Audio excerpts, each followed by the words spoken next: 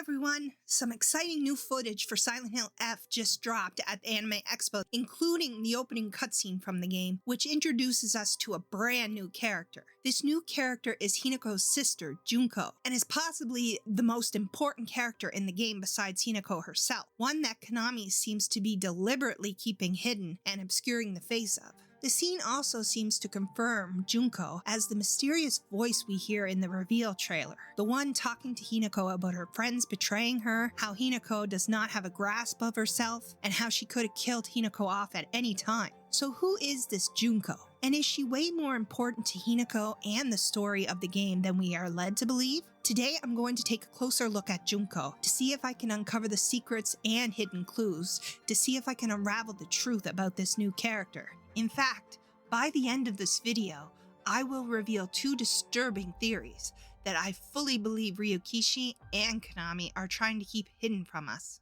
In the opening cutscene of the game, we see a flashback of Hinako as a child, playing and talking with her doll, expressing her frustrations of the other kids not playing house with her because she hangs out with boys. She comments that she doesn't need them anyway. Her big sister Junko comes in and then asks if she'd like to play with her instead, suggesting that they used to play dolls together. The scene then cuts back to Hinako in the present day, reminiscing about the past while sitting alone and waiting for her sister. Junko then enters the scene wearing a kimono with flowers and cherry blossoms. But we never see her face. She is shown from the back, but appears to have her hair tied back in a bun. Hinako mentions that Junko always looked out for her when they were kids. She gives Junko a bell, hanging it on her kimono. Junko seems to like it, thanking her and hugging her, although it doesn't look like Hinako is actually hugging her back as the camera pans away from them. This introduction scene of Hinako and Junko is great, and gives us a lot more context to some of the voices and lines we've heard from the last two trailers. With all this information and the reveal of Junko being there for Hinako growing up, we get a much better picture of the relationship between them, and I think that this relationship is going to play a huge role in the game, that is going to be a lot more twisted than we initially think. I can already see this in the opening, with Hinako playing with dolls instead of her friends, and possibly playing dolls with Junko. This explains the very prominent doll theme in a lot of the enemies we've seen so far, such as the Kashimashi, the Oyumoi, and the Ayakakashi enemies. If some of the female voices in the reveal trailer and the release date trailer are Junko talking to Hinako, then we can already paint a fairly clear picture of how the relationship might have been like, and how it could have turned into more of an obsessive, manipulating, and controlling relationship, especially if Junko has become tired of babysitting Hinako, or is becoming jealous of Hinako and the relationship that Hinako is starting to form with her friends. Judging from most of the voice lines, it almost seems like Junko is trying to turn Hinako away from her friends, warning her that they'll betray them, and then later taunting her, saying that she doesn't have a grasp on herself, is lost, and that she could have killed her off at any time. In the second trailer, someone says they can't wait to be free from the burden of Hinako, which honestly sounds like something someone in the role of an older sister type figure taking care of Hinako might say, especially if she considers her a burden. Hinako screams and blames someone taking everything away from her, indicating that perhaps Junko has taken Hinako's friends from her, or that because of Junko, Hinako was actually unable to have a life of her own. In the release date trailer, we hear a female voice, which may or may not be Hinako, who says they don't want to be alone because it's lonely. They also say that they made a promise to each other to be together forever, and that they hate the dark and hate being alone. When I initially heard this, I thought it might have been Sakuko, since we see her in the cage alone in the trailer. Now, however, I actually think that this could very well be Hinako or Junko talking. The promise she is referring to makes more sense for it to be between Junko and Hinako, two close sister-like figures promising to be together forever, rather than Hinako's friends, who don't really seem to be very close with her, or at least not as close as Junko would be. If we look at it from this angle, it seems like Hinako has become very dependent upon Junko, which means the relationship between Junko and Hinako might actually be a pretty unhealthy, obsessive, manipulative, and dependent relationship, especially since Junko seems to be more of a traditional person, wearing a kimono and seemingly having more traditional values than Hinako does. Two things in particular that is most fascinating to me are the flowers on Junko's kimono, which seem to match the whole flowers blooming around Hinako in the other world, and also Junko's hidden face in the opening cutscene, which must be very important for some reason.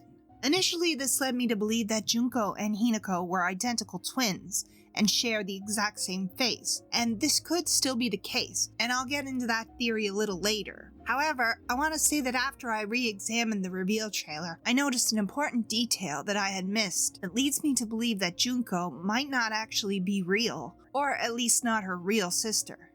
So why do I think that Junko isn't real, or is not really her sister?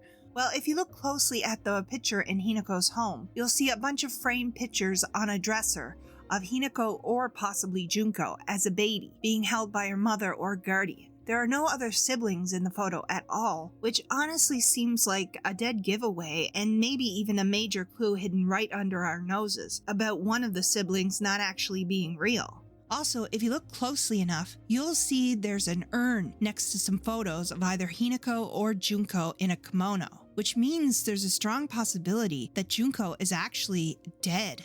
This means the photos on the dresser next to the urn is probably of Junko and she's already dead. If Junko was Hinako's older sister, you'd think she'd be in the photo with Hinako and her mother, but she's not, which seems to suggest to me that this Junko might not even actually be her real sister. Awai, sorry if I'm mispronouncing that, over on the Silent Hill subreddit actually pointed out to me that Hinako calls Junko Oni-san, and confirmed that the literal translation is older sister, but can also be used to refer to an older woman who someone is respectful of or looks up to, like a mentor, not necessarily a relative by blood. This means that Junko may not be Hinako's real blood-related sister. It's entirely possible that Junko or Hinako is either adopted, that Junko is another member of the cult, or simply someone that Hinako looked up to and spent time with as a child, or someone she considers like a mentor or an older sister type of figure to her. Having said that though, we are seeing these pictures through the mind and perception of either Hinako or Junko. So it could simply be that they are only seeing themselves in the photo and not their twin because they possibly blocked it out of their own minds. In this case, Hinako and Junko could still very well be long-lost twins or raised in separate households, or something could have happened to either Junko or Hinako that caused one of them to die when they were young. But I'll get into that a little later in my second theory.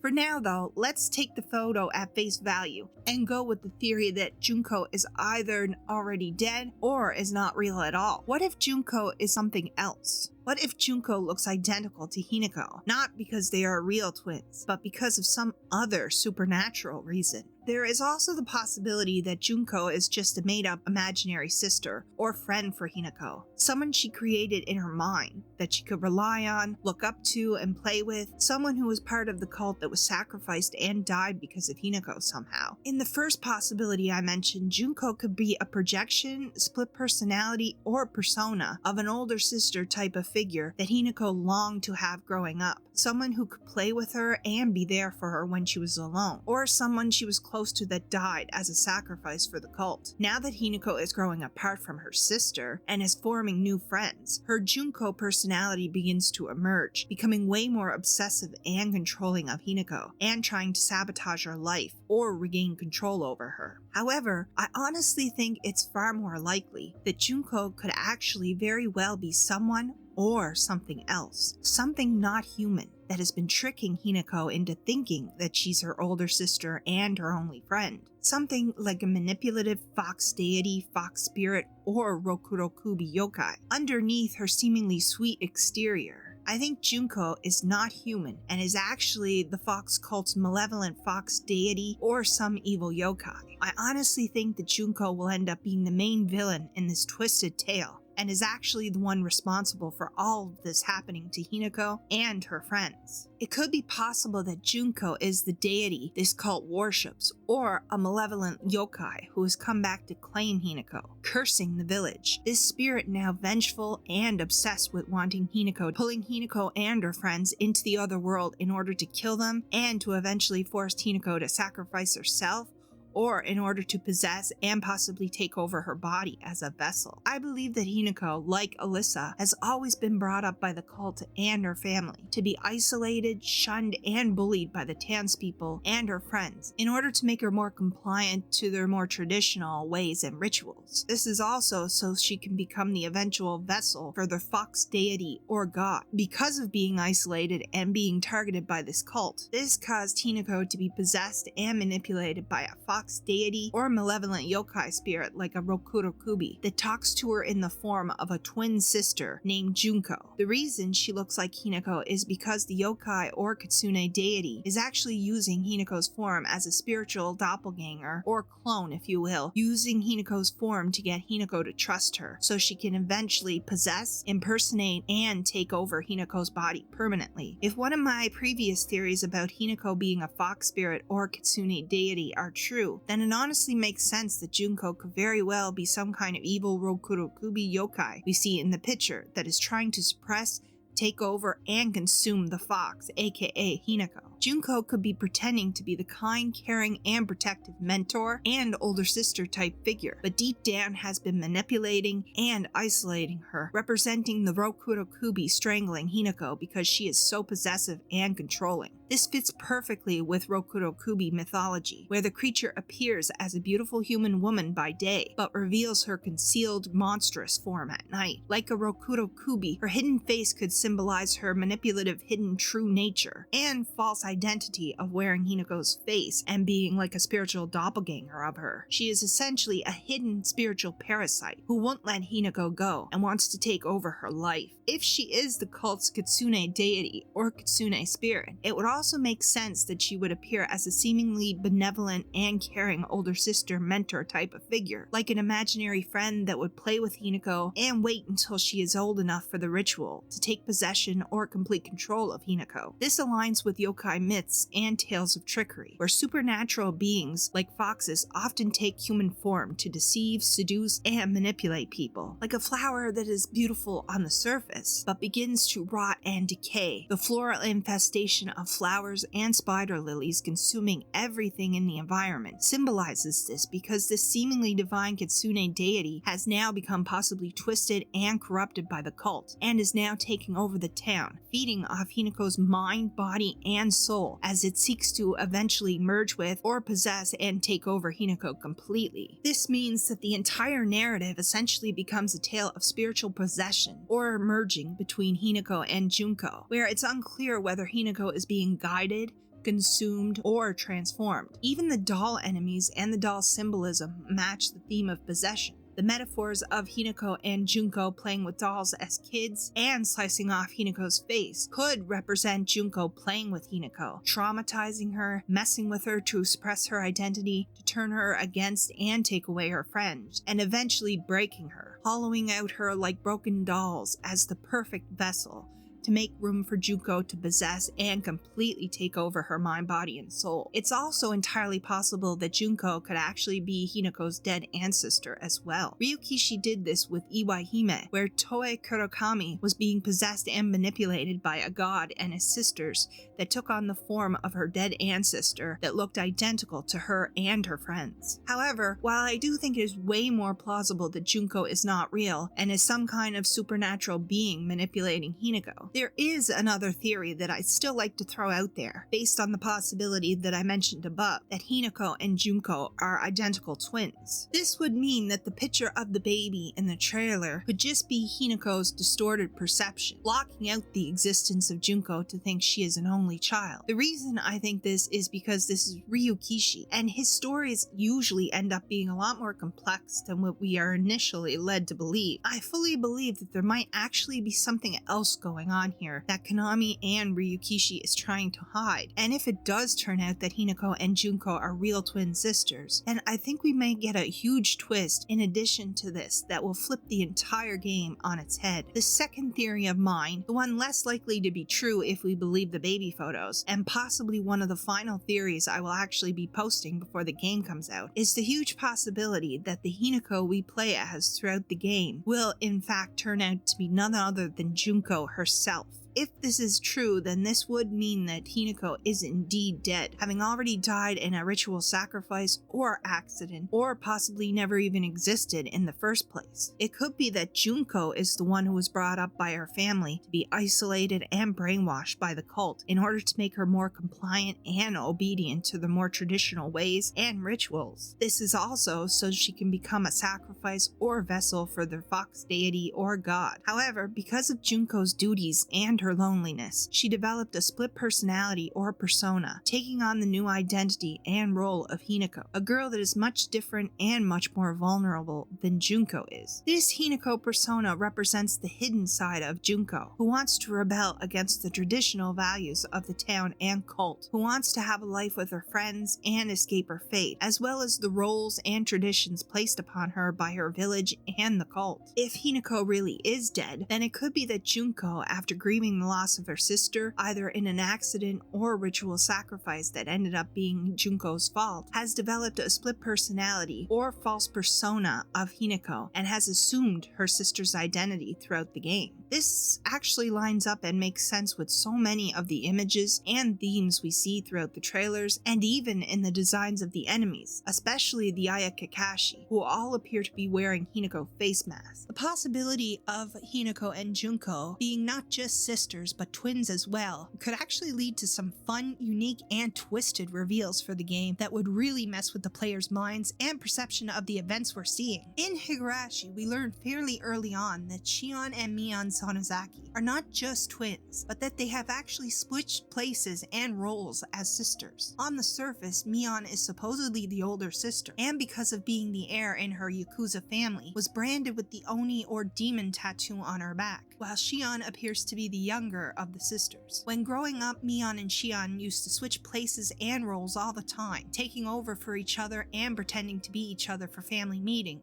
Because they had switched places during the day that the Oni tattoo was being applied, this resulted in them permanently switching names, roles, and places within the family. Mion was actually born as Shion and is actually the younger sister, while Shion was born as Mion and is the eldest. No one except for the twins, though, are aware of this secret. Despite this, though, they still switch roles occasionally and impersonates the other, which leads to some of the mysteries in the early arcs of the series. During the Higurashi series, we learn that Shion is a yandere, finding out a lot more of her shrewd and manipulative nature and her violent ways. We learn of her mental breakdowns and insanity, the envy and jealousy she holds towards Satoko and her sister, which leads her to eventually kidnap her sister and take on her identity, committing murderous acts and even torturing and killing her friends. She also harbors a major crush on Satoshi Hojo, brother of Satoko Hojo, and blames Satoko for Satoshi's disappearance and suffering. I honestly believe that we'll be dealing with a similar situation here, but one that only started after Hinako's death and will actually turn out to be a little bit more complex in Silent Hill F. I think it's possible that Hinako and Junko had either switched places or that Junko was the cause of Hinako's death somehow. Maybe Junko was scared of going through with the ritual, resulting in the cult or her family sacrificing Hinako in place of Junko. Or Hinako was the chosen one, which fueled Junko with immense jealousy, inner rage, and hatred towards Hinako. Perhaps Hinako took her own life due to Junko's actions of trying to come between her and her friends. Unable to cope with the loss of Hinako, Junko suffers from immense guilt, leading to a complete psychological break and mental collapse, developing a split personality or false persona of Hinako. Suffering from dissociative identity disorder, Junko subconsciously assumes Hinako's identity, becoming Hinako in name, memory, and behavior. The girl that we think is Hinako is actually Junko, and everything we see is filtered through the fractured identity and supernatural influence distorting her perception. It's Junko that has taken over her sister's identity as she can't accept her twin's death and wants to continue living the life Hinako wanted with her friends. The ritual of slicing or ripping off Hinako's face could symbolize Junko's subconsciousness, trying to rip off the false persona or identity that Junko has built. The voice we hear during the reveal trailer commenting about Hinako not knowing herself is actually the original identity of Junko breaking through the Hinako false persona identity that Junko has created and is living as. The voice asking Hinako how much longer she will stay here suggests that the protagonist is stuck not just in the liminal space of the other world, world, but a mentally dissociative state where she is clinging to her Hinako identity. The voice is challenging her to stop pretending and to return to reality.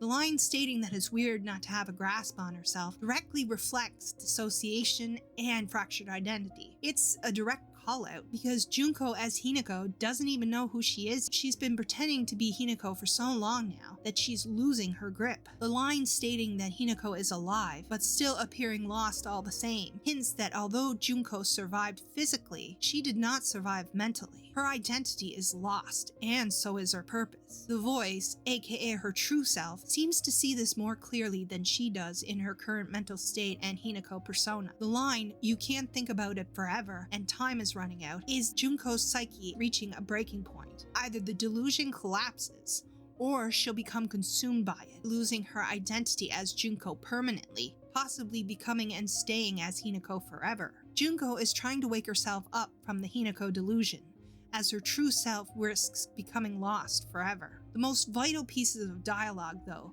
the voice saying she could have killed off Hinako at any time, is really important because it's Junko's original true self. The real Junko is explaining that she could have killed off the false persona and reclaim her true identity at any point. She could have stopped pretending to be Hinako, but she didn't because she wasn't ready to let Hinako go yet. Junko is now living inside her own delusion that she is her sister Hinako. The scene of Hinako screaming that someone took everything from her is Junko fighting an inner struggle with her inner self or true personality, the true evil Junko, who she blames for Hinako dying and taking everything away from her. Hinako is lashing out, blaming the voice, aka her real self, for trying to shatter the illusion and trying to take her new life and persona as Hinako away from her. This also serves as a symbolic representation of expressing her internal self-loathing, blaming herself for Hinako's death, and not coming to terms with her death and her real self. The cult shrine maidens, fox imagery, and even the Rokurokubi could symbolize either the cult's involvement in Hinako's real death or sacrifice, and Junko's struggle with the two personas inside of her. The peeling of the face for the ritual could be a spiritual ceremony to free Junko from her false identity,